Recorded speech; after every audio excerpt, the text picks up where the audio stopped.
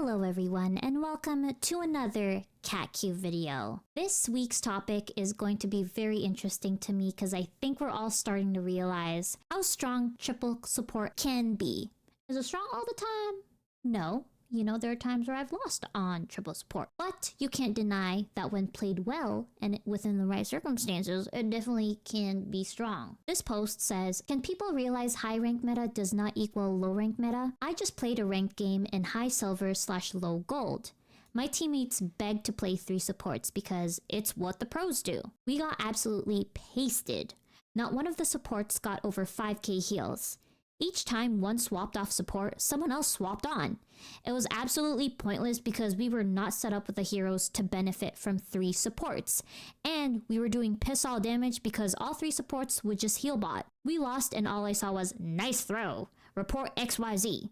XYZ diff. All we needed was a 132 or a 222 and we would have at least had some damage output. But because 3 supports is the meta, we just let the other team stomp us for free elo. Open your fucking eyes, people. Open your eyes. Okay, that came on strong, but I definitely know where that frustration is coming from. So honey, get it started. What do you think? Is the high meta not the same as the low meta? Should the low meta not copy the high meta? What are your thoughts on the matter? Yes, absolutely. People need to realize you can't just echo and copy what the pros do because your execution of what they're doing is never going to be the same. The levels are too different. So people who blindly copy the pros and think it's meta will just play it in every scenario and not understand why you want to play it. So first of all, I do think triple support is most viable if you natural 3 support players on your team in your solo queue game. If you have 3 naturally strong support players, do it. But a lot of problems arise with this post where their frustration is valid because like they said when somebody swapped off, somebody else swapped on simply because it was good. But like if you're like a Lord Portrait Psylocke 100 hours and you get bullied by your team to be like, you need to play triple support because it's meta, then you literally have like 5 minutes on Mantis and you're like, okay, what button? I don't know what button to press to like damage boost. It's not going to be better than you just playing Psylocke, right? Yeah. So people are just forcing the hand where like it's just they're just not comfortable on it. So that's also not a good thing. Second of all, triple support shines better on like defense or domination, and it's a lot of stall.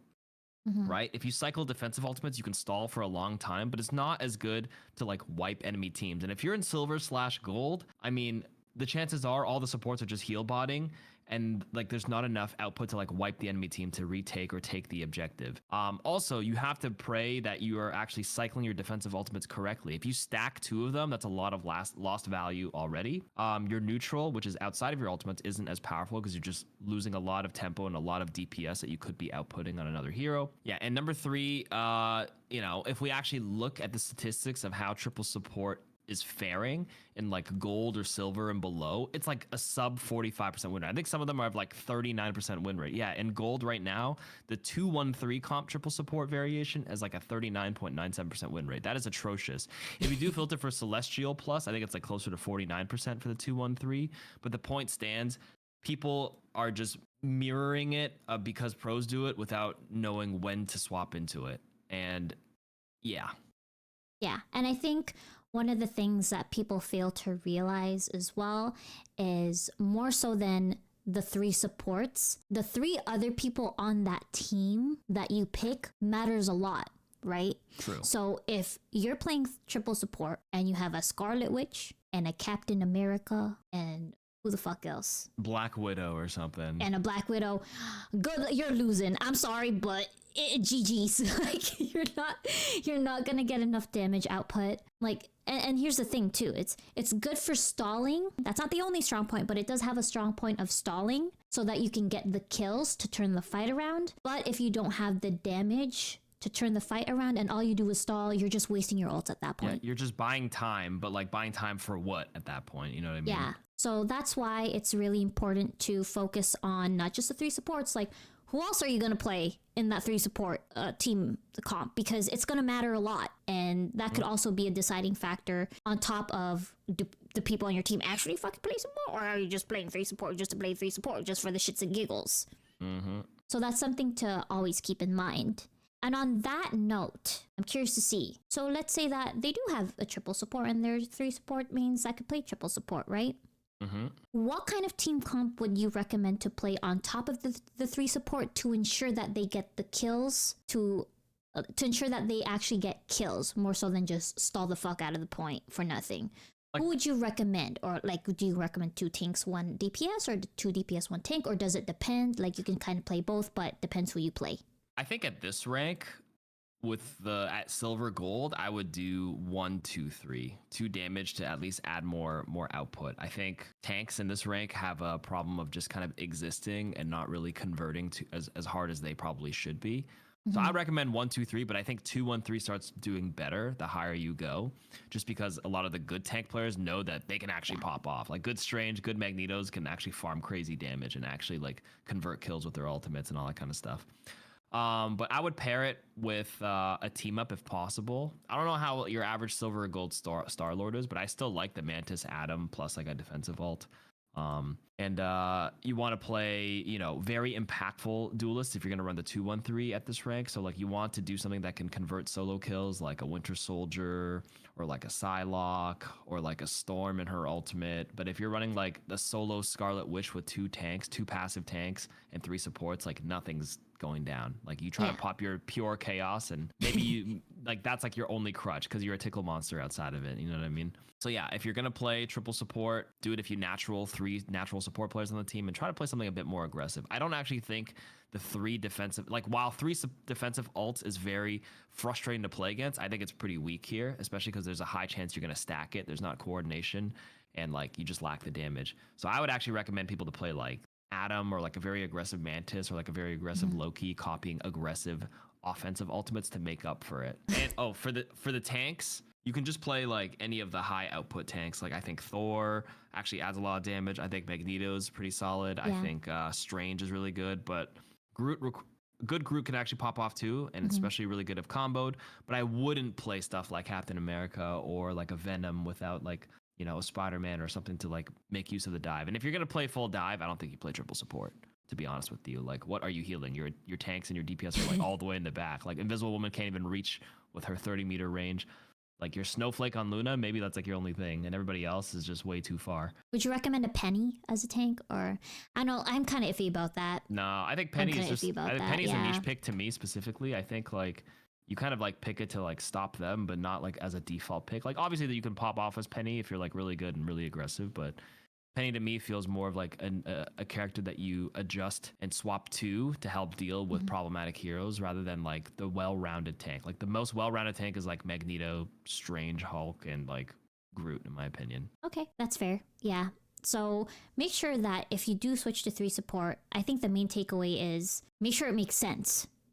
Don't just do it just to do it. In this game, doing things just to do something without much thought behind it, I guarantee might lead to a loss. Yeah. Now, or will probably lead to a loss, I should say.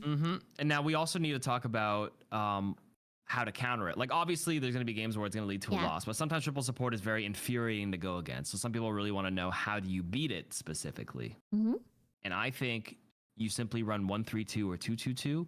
Like other than matching it yourself, like you play 1-3-2 or 2-2-2 and make sure you cycle your offensive ults to force out their defensive ult, or you can play full dive as well. That seems to work, right?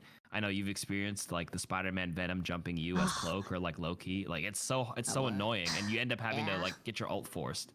Like forcing the triple supports to defensive ult, whether that's a single ult trade or like you have so much output that it forces it, is like how you discombobulate it. Full dive.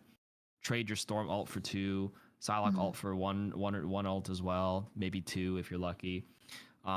That's usually the way to go. A couple of specific hero picks are like in the tank category. Obviously, your Magneto ult kills you as Cloak and Dagger a lot, and that's how you've adjusted to that, right, honey? You just I have.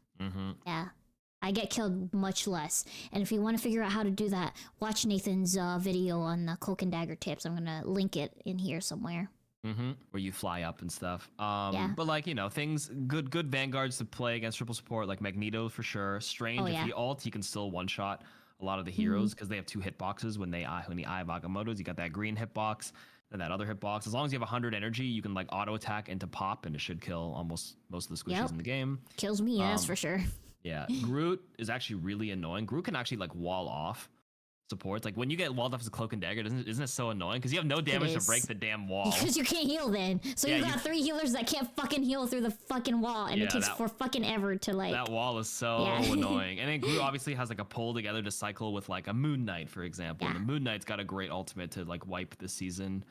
Namor has a good ult to wipe as well. It's 500 damage in the center, and like Groot can kind of help you set it up. And if not, Namor can actually still burst people through like a Luna ult. If you hit them on the outer ring of the Namor ult and you primary into secondary fire cancel with monster spawn, you can definitely kill through it. You can learn that in the Namor tips video. What else beats it? Obviously, Iron Man, Scarlet Witch have pretty obvious ultimates, but like I don't really like them this season. Iron Man's kind of like nerfed with his sound. He's just the whole time. He's too loud, so you can't even get like a sneaky maximum pulse. Scarlet Witch takes 5 business days to pop off with her ultimate. Low key, it's so in high rank. We had this one game. I think you were with me, where there was this flanking fucking Namor that would just kill me and Nathan. And me, Nathan, and our friend Train, who we play triple support, and that just changed the fucking game. Yeah. So like, if you're a good Namor and you're going against triple support, don't be afraid to flank, double takoyaki their asses, and you can literally just like kill them so quick. But you gotta be good at it. Like, don't fucking feed. Like that goes for a lot of the flankers. Just like applying backline pressure is also how you like break it. That's why I said full dive, because it applies pressure to supports. But that Namor specifically was applying pressure because he was sneaking up and then going for the one-shot burst combo, and it was working. He would just pick one off, and then like you're already set up for a win. So things like that. You know, Hawkeye can obviously one-shot. Black Widow with damage boost from Mantis or Storm can do it. Some honorable mentions I will say are Bucky, like Winter Soldier. Like I know you've been hooked out of your cloak and dagger all at the end. Like you get hooked out, pushed away, and punched away, and then you actually die. Magic has a one shot. A good magic can also pressure the supports to panic alt and or one shot with the Dark Child projectile combo, which has been coming out. Yeah, all in all, those are some good answers to beating triple support. Yeah. The ultimate message here is that it's not triple support or die, bitch. Okay? Yeah.